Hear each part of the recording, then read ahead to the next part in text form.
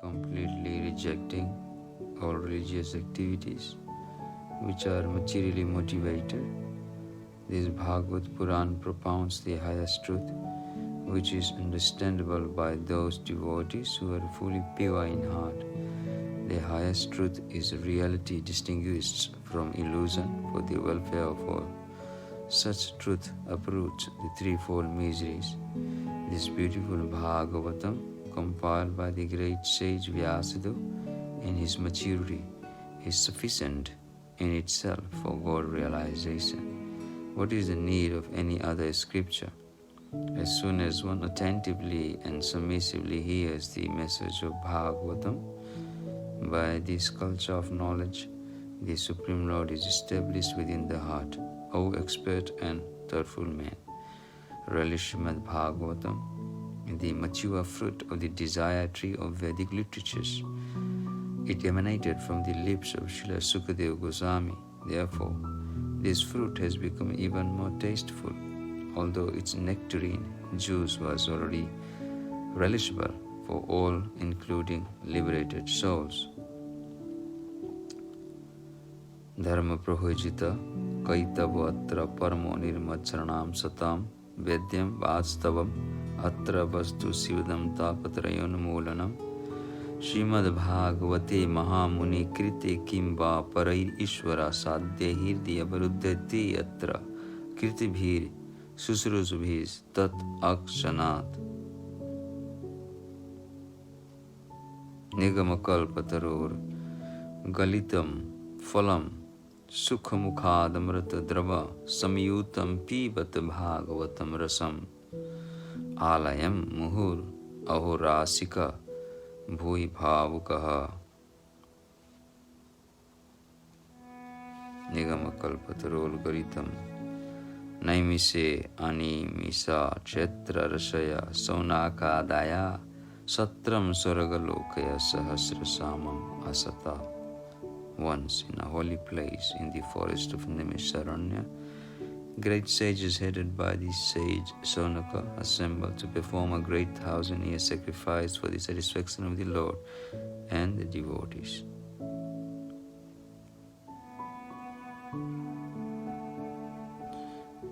One day, after finishing their morning duties by burning a sacrificial fire and offering a seat of esteem to Srila Sutta Goswami, the great sages made inquiries with great respect about the following matters.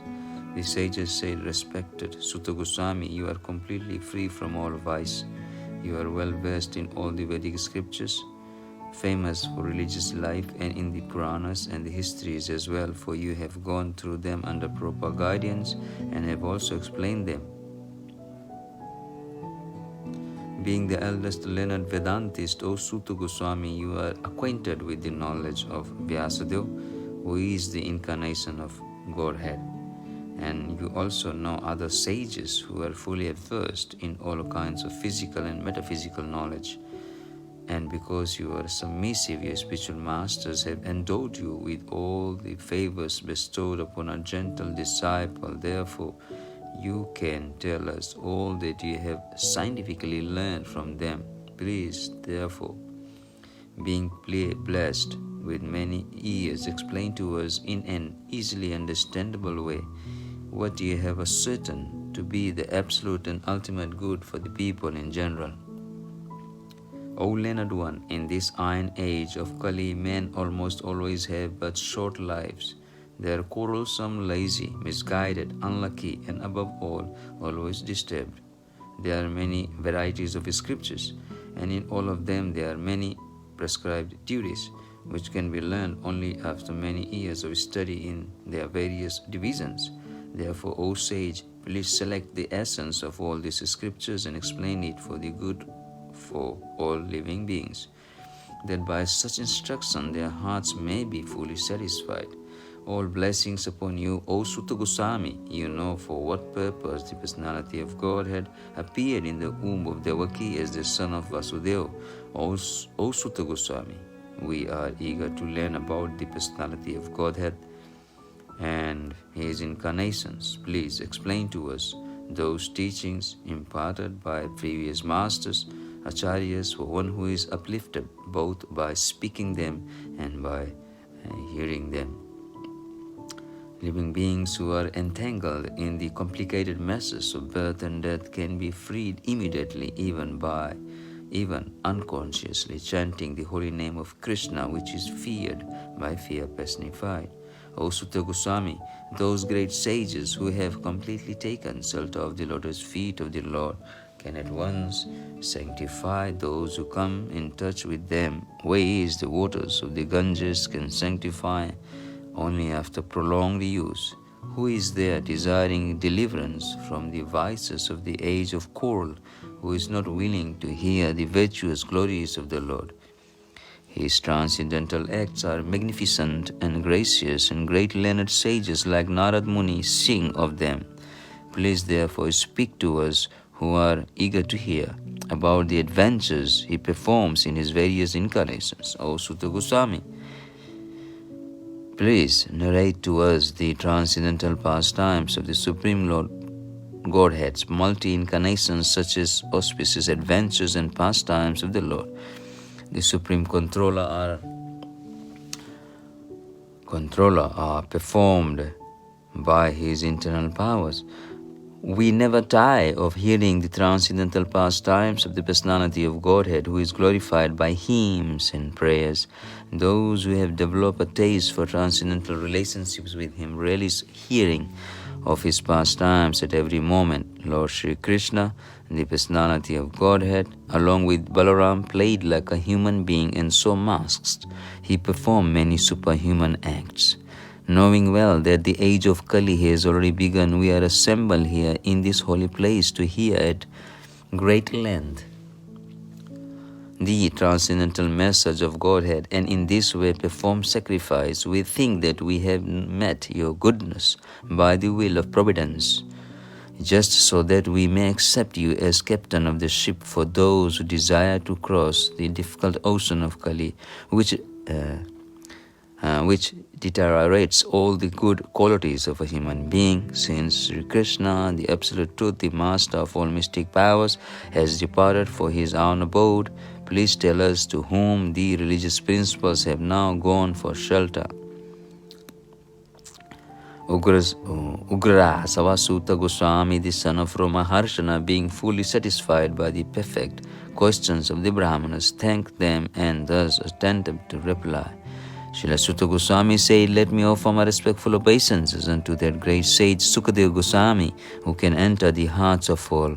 When he went away to take up the renounced order of life, sannyas, leaving home without undergoing reformation by the sacred thread of the ceremonies observed by the higher castes of his father, Vyasadeva, fearing separation from him, cried out, 'O my son, Sukadeva Goswami, indeed only the trees which were absorbed in the same feelings of separation echoed in response to the bereaved father.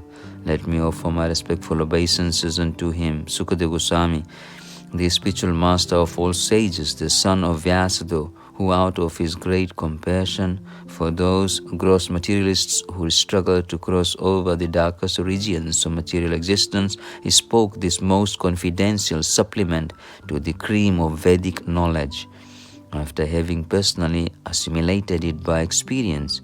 Before reciting the Srimad Bhagavatam, which is the very means of conquest, one should offer respectful obeisances unto the Personality of Godhead Narayana, unto Narayana Rishi, the supermost human being, unto Mother Saraswati, the goddess of learning, and unto Srila Vyasadeva, the author, Nashtapraya Subhadre Sunityam Bhagavata Sevaya. Bhagavatam Sloke Bhaktir Bhavati Naistiki. O sages, I have been justly questioned by you. Your questions are worthy because they relate to Lord Krishna and so are of relevance to the world's welfare.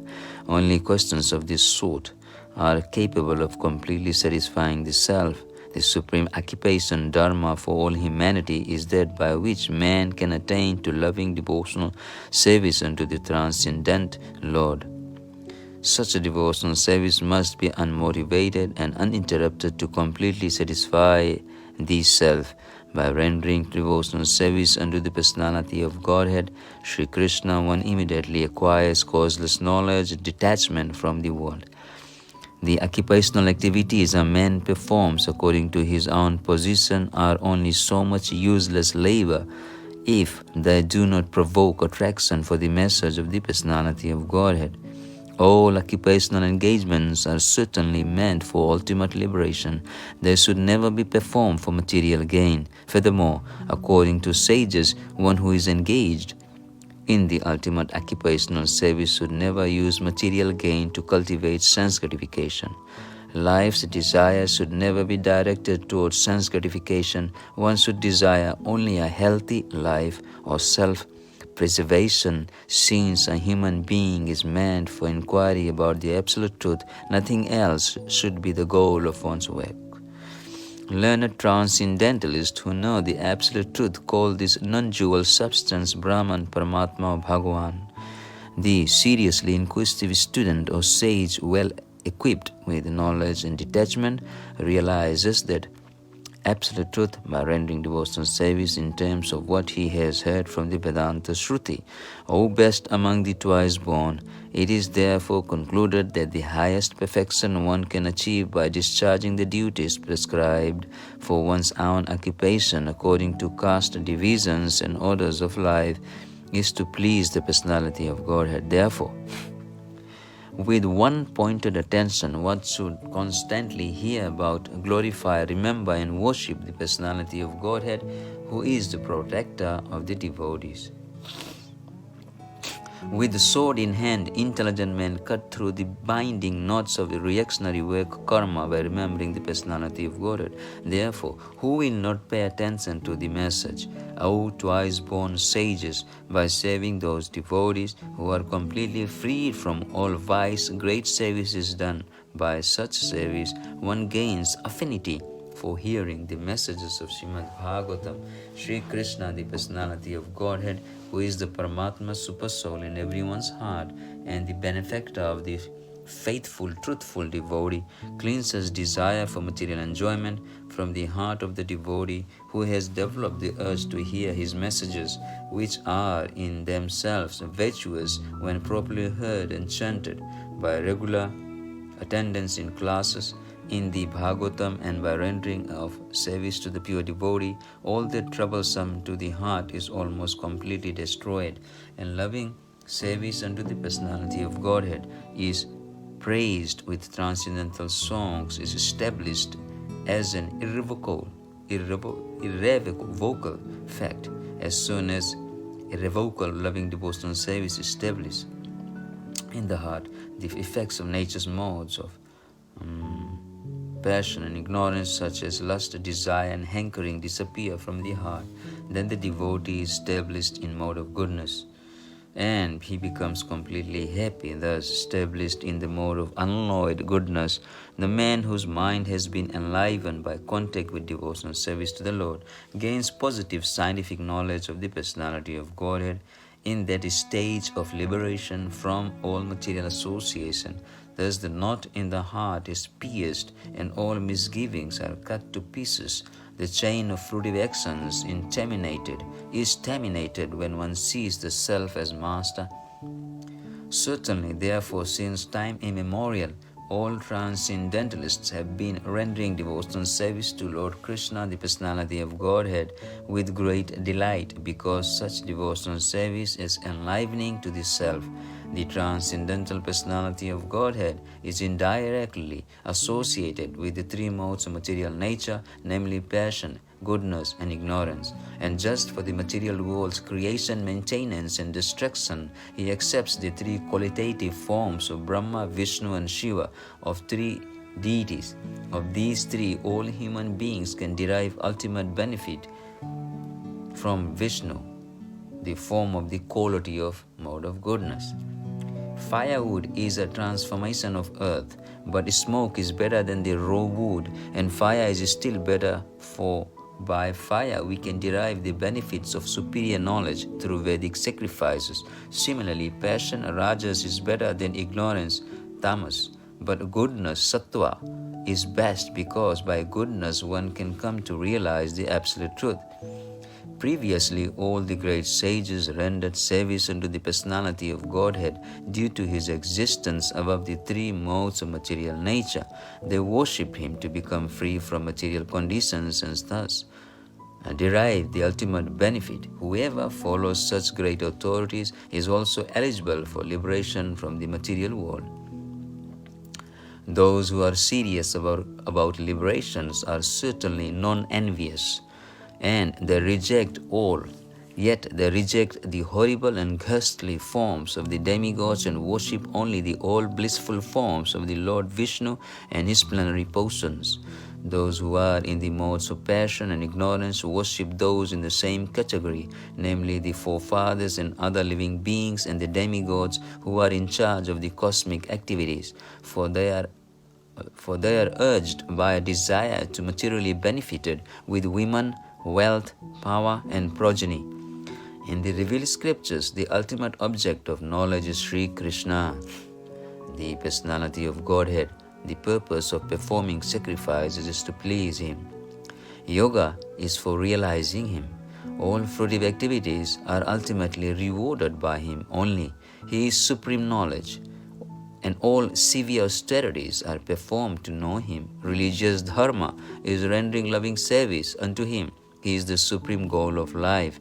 In the beginning of the material creation, that absolute personality of Godhead Vasudeva, in his transcendental position, created the energies of cause and effect by his own internal energy. After creating the material substance, the Lord Vasudeva expands himself and enters into it, and although he is within the material modes of nature and appears to be one of the created beings, he is always fully enlightened in his transcendental position. The Lord as a supersoul pervades all things just as fire permeates wood, and so he appears to be of many varieties, though he is the absolute one without a second. The supersoul enters into the bodies of the created beings who are influenced by the modes of material nature, and causes them to enjoy the effects of those modes by the subtle mind. Thus the Lord of the universes maintains all planets inhabited by demigods, men, and lower animals. Assuming the roles of incarnations, he performs pastimes to reclaim those in the mode of pure goodness. Sutta Goswami said, in the beginning of the creation, the Lord first expanded himself in the universal form of the Purusa incarnation and manifested all the ingredients for the material creation, and thus at first there was the creation of the 16 principles of material action. This was for the purpose of creating the material universes. A part of the Purusa lies down within the water of the universe. From the navel lake of his body sprouts a lotus stem, and from the lotus flower atop this stem Brahma, the master of all engineers in the universe, become manifest. It is believed that all the universal planetary systems are situated on the extensive body of the Purusa, but he has nothing to do with the created material ingredients. His body is eternally in spiritual existence par excellence. The devotees with their perfect eyes see the transcendental form of the Purusha, who has thousands of legs, thighs, arms, and faces, all extraordinary. In that body there are thousands of heads, ears, eyes, and noses. They are all decorated with thousands of helmets and glowing earrings and are adorned with garlands. This form, the second manifestation of the Purusha, is the source and indestructible seed of multifarious incarnations within the universe. From the particles and portions of this form, different living entities like demigods, men, and others are created. First of all, in the beginning of creation, there were the 4 unmarried sons of Brahma, the Kumaras, who being situated in a vow of celibacy underwent severe austerities for realizations of the absolute truth. The supreme enjoyer of all sacrifices accepted the incarnation of a boar, the second incarnation, and for the welfare of the earth, he lifted the earth from the nether regions of the universe. In the millennium of the rishis, the personality of God had accepted the third empowered incarnation in the form of Devarishi Narada, who is a great sage among the demigods. He collected expositions of the Vedas which deal with devotion, service, which inspire non-fruitive action. In the fourth incarnation, the Lord became Nara and Narayana, the twin sons of the wife of King Dharma. Thus, in the fourth incarnation, the Lord became Naranarayana, the twin sons of the wife of King Dharma. Thus, he undertook severe and exemplary penances to control the senses. The fifth incarnation, named Lord Kapila Muni, is foremost among perfected beings. He gave an exposition of the creative elements and metaphysics to Asuri Brahmana, for in course of time in knowledge he had been lost. Time had been lost. The 16th incarnation of the Purusa was the son of the sage Atri Muni. He was born from the womb of Anusuya, who prayed for an incarnation. He spoke on the subject of transcendence to Alarka, Prahlada Maharaj, and others, Yadu, Haya, etc. The 7th incarnation was Yagya, the son of Prajapati Ruchi, and his wife Akuti. He controlled the period during the change of the Swayambhu Manu and was assisted by demigods such as his son Yama. The 8th incarnation was King Rishabha, son of King Nabhi, and his wife Merudevi. In this incarnation, the Lord showed the path of perfection, which is followed by those who have fully controlled their senses and who are honored by all our orders of life. O Brahmanas, in the 9th incarnation, the Lord prayed by sages, accepted the body of a King Prithu Maharaj, who cultivated the land to yield various produce, and for that reason the earth was beautiful and attractive. When there was a complete inundation after the period of Chaksusamanu, the whole world was deep within the water. The Lord accepted the form of a fish and uprooted and protected Vaivasta Manu, keeping him up on a boat. The 11th incarnation of the Lord took the form of a tortoise, whose shell served as a pivot for the Mandarachala hill, which was being used as a churning rod by the theists and atheists of the universe. In the 12th incarnation, the Lord appeared as Dhanvantari, and in the 13th, he allured the atheists by the charming beauty of a woman and gave nectar to the demigods to drink. In the 14th incarnation, the Lord appeared as Narsimhadev and bifurcated the strong body of the atheists Hiranyakasipu with his nails, just as a carpenter pierces his cane. In the 15th incarnation, the Lord assumed the form of a dwarf Brahmana, Vamanadev, and visited the arena of sacrifice arranged by Maharaj Bali. Although at heart he was willing to regain the kingdom of the 3 planetary systems, he simply asked for a donation of 3 steps of land. In the 16th incarnation of the Godhead, the Lord as Bhrigupati inhalated the administrative class, Administrative class Kshatriyas, 21 times, being angry with them because of their rebellion against the Brahmanas and the intelligent class. Therefore, thereafter, in the 17th incarnation of Godhead, Srila Vyasadeva appeared in the womb of Satyavati through Parashar Muni, and he divided the one Veda into several branches. And Riga Veda, it was the original Veda, which divided into Atharva, Shama Veda, Mahabharata, Ramayana, and Itihasas, Puranas, and Upanishads into several branches and sub-branches, seeing that the people in general were less intelligent. In the 18th incarnation, the Lord appeared as King Rama. In order to perform some pleasing work for the demigods, he exhibited superhuman powers by controlling the Indian Ocean and then killing the atheist King Ravana, who was on the other side of the sea. In the 19th and 20th incarnation, the Lord advented himself as Lord Balaram and Lord Krishna in the family of Vrishni or Yadu dynasty. and by so doing, he removed the burden of the world. Then, in the beginning of Kali Yuga, the Lord will appear as Lord Buddha, the son of Anjana, in the province of Gaya, just for the purpose of deluding those who are envious of the faithful theists. Therefore, thereafter, after the conjunction of two yugas, the Lord of the creation will take his birth as the Kalki incarnation and become the son of Vishnu, Yasa. At this time, almost all the rulers of the earth will be degenerated into plunderers. O Brahmanas, the incarnations of the Lord are innumerable like rivulets flowing from inexhaustible sources of water. Ramadi Murtisu Kala Niyamanatista Nana Vatara Kurod Bhuneshu Kintu Krishna Swayam Sambhavat Parampumamyu Govindamadi Purusham Tamaham Bhajami. Many incarnations and many forms the Lord have. All the rishis, manus, demigods and descendants of Manu who are especially powerful are plenary portions and portions of the plenary portions of the Lord.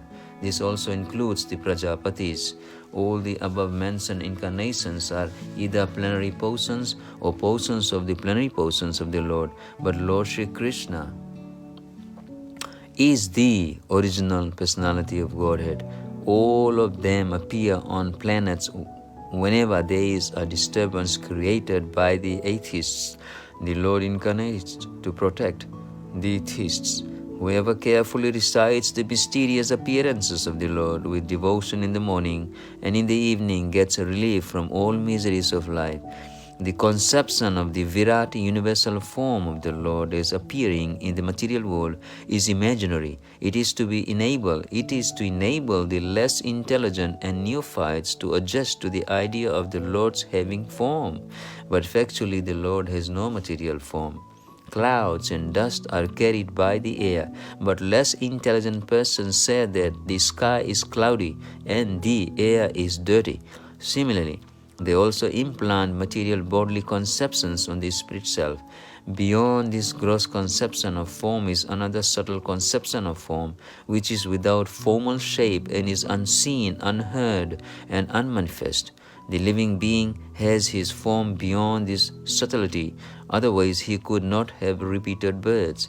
Whenever a person experiences by self-realization that both the gross and subtle bodies have nothing to do with the pure self, at that time he sees himself as well as the Lord. If the illusory energy subsides and the living entity becomes fully enriched with knowledge by the grace of the Lord, then he becomes at once enlightened with self-realization and thus becomes situated in his own glory.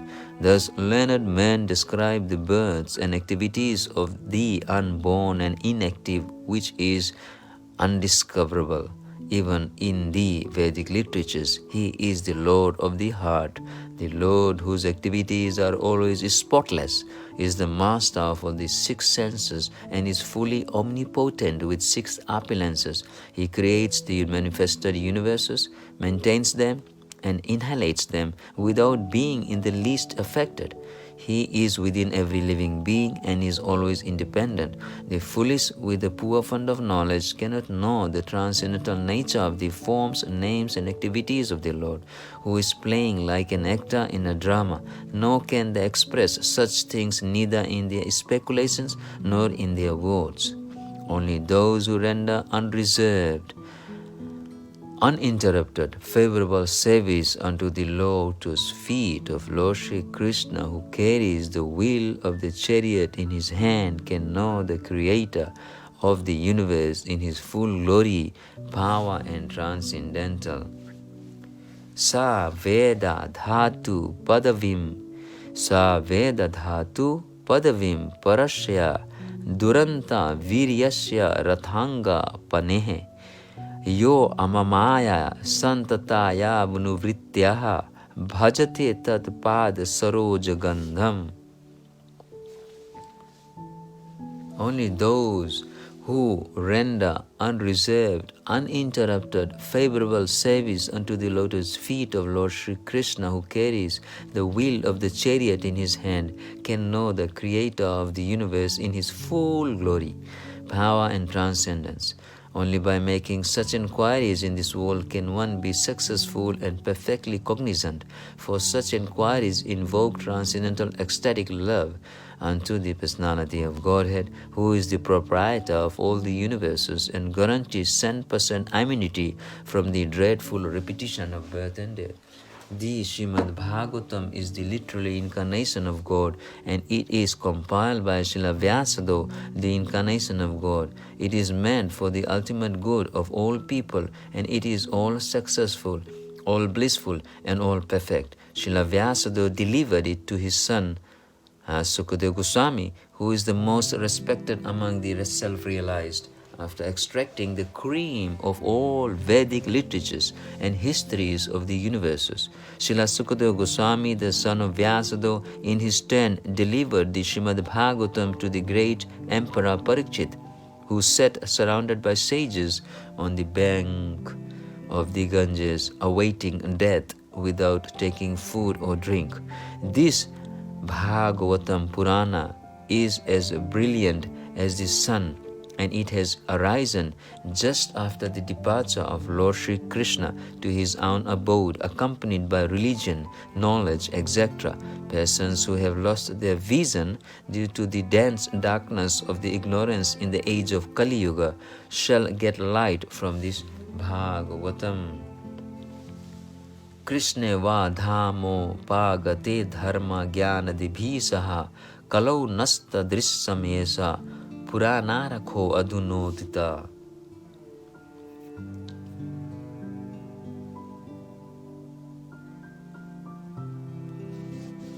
O learned Brahmanas, when Sukadeva Goswami recited Bhagavatam there in the presence of Emperor Parikshit, I heard him with rapt attention, and thus, by his mercy, I learned the Bhagavatam from that great powerful sage. Now I shall try to make you hear the very same thing as I learned it from him and as I have realized it. Srila Vyasadeva said on hearing Srila Sutta Goswami speak thus, Saunaka Muni, who was the elderly learned leader of all the rishis engaged in that prolonged sacrificial ceremony, congratulated Sutta Goswami by addressing him as follows. Saunaka said, O Sutta Goswami, you are the most fortunate and respected of all those who can speak and recite. Please relate the pious message of Srimad Bhagavatam, which was spoken by the great sage and powerful sage Sukadeva Goswami. In that period, and at what place was this first begun, and why was this taken up? From where did Krishna Dvaipayana Vyasadeva, Dvaipayana Vyas, the great sage, get the inspiration to compile this literature? His, Vyasadeva's son, was a great devotee and equibalanced monist, whose mind was always concentrated in monism. He was transcendental to mundane activities, but being unexposed, he appeared like an ignorant person. While Srila Vyasadeva was following his son, beautiful young damsels who were bathing naked covered their bodies with cloth, although Srila Vyasadeva himself was not naked, but they had not done so when his son had passed. The sage inquired about this, and the young ladies replied that his son was purified. Sukadeva Goswami mean he was purified, and when looking at them made no distinction between male and female, but the sage made such distinctions. How was he, Srila Sukadeva Goswami, the son of Vyasadeva, recognized by the citizens when he entered the city of Hastinapur, now New Delhi, after wandering in the provinces of Kuru and Jangala, appearing like a madman, dumped and retarded? How did it so happen that King Parikshit met this great sage, making it possible for this great transcendental essence of the Vedic Bhagavatam, of the Vedas Bhagavatam, to be sung to him? He, Sukadeva Goswami, was accustomed to stay at the door of a householder only long enough for a cow to be milked, and he did this just to sanctify the residence. It is said that Maharaj Parikshit is a great first-class devotee of the Lord, and that his birth and activities are all wonderful. Please tell us about him. He was a great emperor and possessed all the opulences of his acquired kingdom. He was so exalted that he was increasing the prestige of the Pandu dynasty. Why did he give up everything to sit down on the bank of the Ganges and fast until death? He was such a great emperor that all his enemies would come and bow down at his feet and surrender all their wealth for their own benefit. He was full of youth and strength, and he possessed kingly opulences that were difficult to give up. Why did he want to give up everything, including his life? Those who are devoted to the cause of the personality of Godhead live only for the welfare, development, and happiness of others. They do not live for any selfish interests. So even though the Emperor Parikshit was free from all attachment to worldly possessions, how could he give up his mortal body, which was the shelter for others?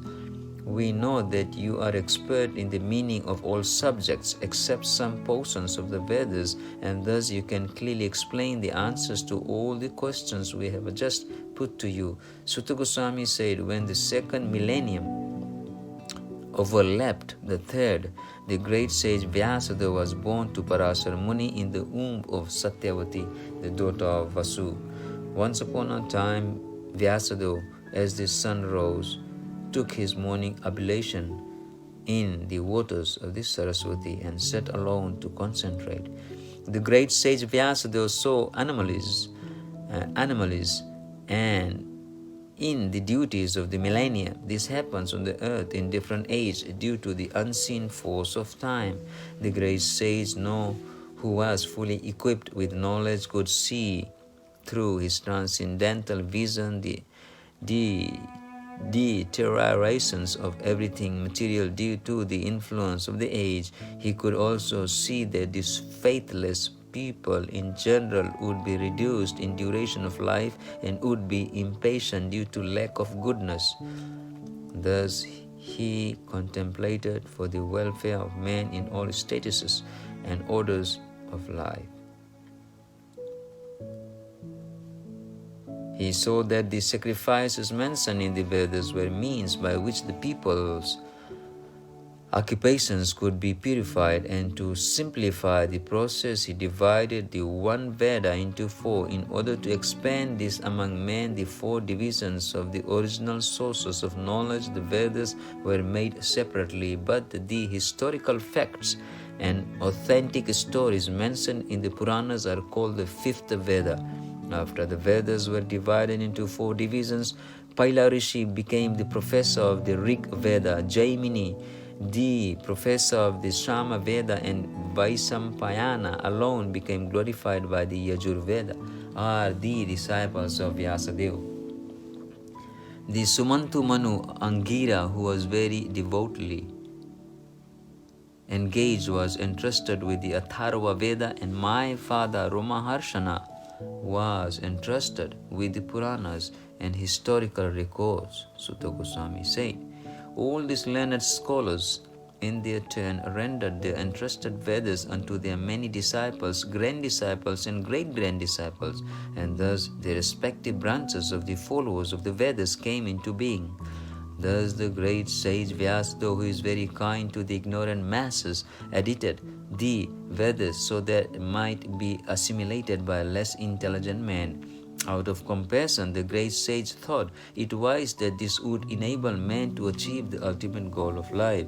Thus he compiled the great historical narration called the Mahabharata for women, laborers, and friends of the twice-born, O twice-born Brahmanas. Still his mind was not satisfied, although he was engaged himself in working for the total welfare of all people. Thus the sage, being dissatisfied at heart, at once began to reflect, because he knew the essence of religion, and he said within himself, Hare Krishna.